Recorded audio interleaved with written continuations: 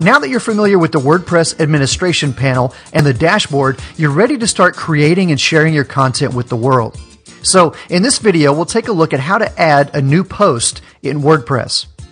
But before we begin, it's important to understand the difference between posts and pages in WordPress. To do that, let's take a look at our sample website. Our sample website is using the built-in default theme for WordPress called 2011.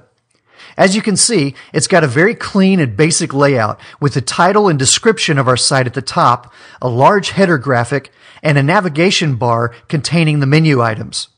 Our primary content is on the left, and on the right-hand side of the page is our sidebar.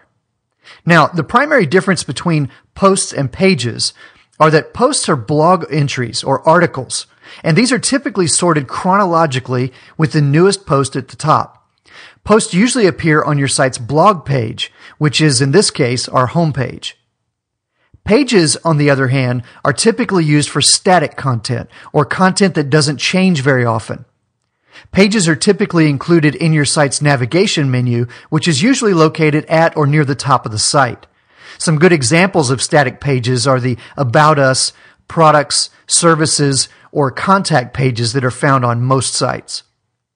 If your site includes a blog, you'll most often find yourself authoring new posts. So let's take a look at how to create a new post. From the toolbar, you can simply select Post from the Add New drop-down menu to enter the post creation area. You could also select the Add New subpanel underneath Posts in the main navigation menu.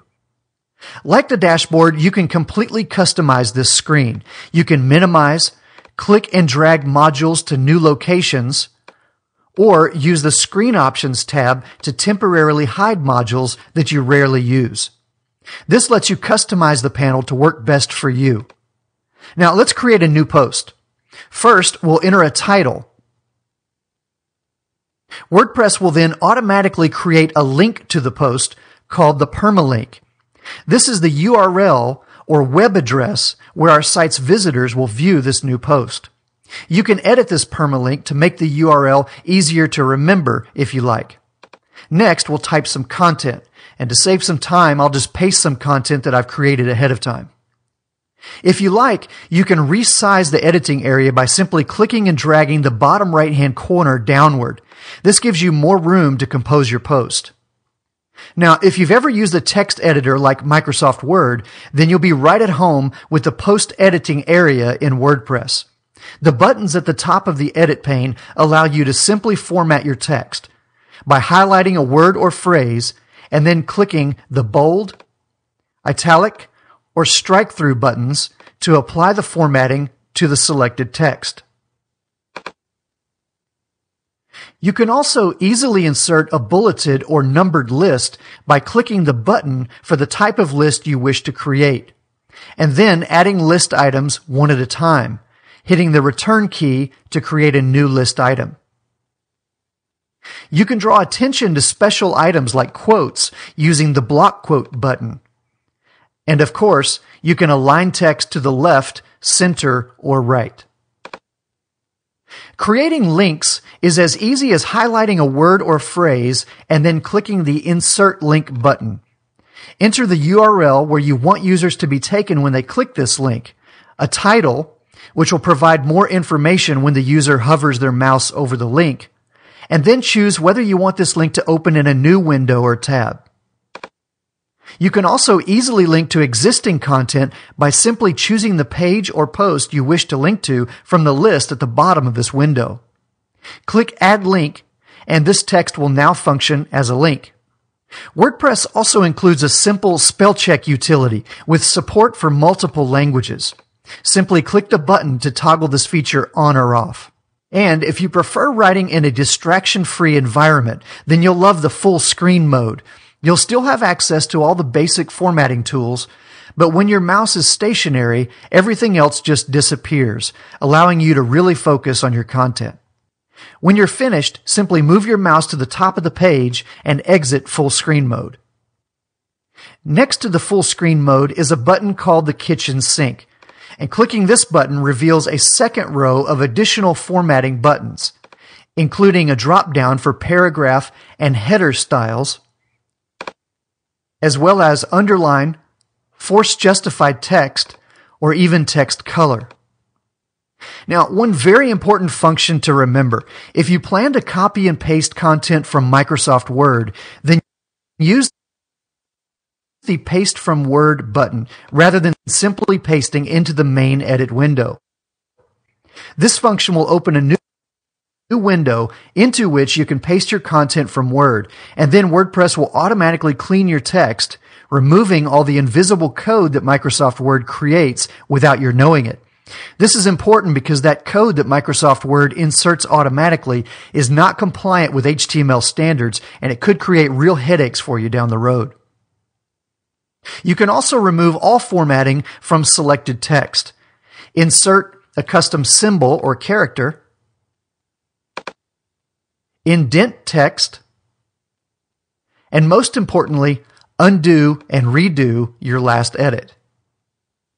And if you get into trouble, simply click the Help button to view additional documentation about the editor. In the top right corner of the edit window, there are two tabs labeled Visual and HTML. The visual mode is the rich text, WYSIWYG, or what you see is what you get format in which we've been working. But if we select the HTML mode, then we enter the code editor. And we can see that WordPress has been automatically inserting HTML code called tags to apply styles to our text in a format that's understood by your web browser. The HTML mode replaces the WYSIWYG editor buttons with quick tags.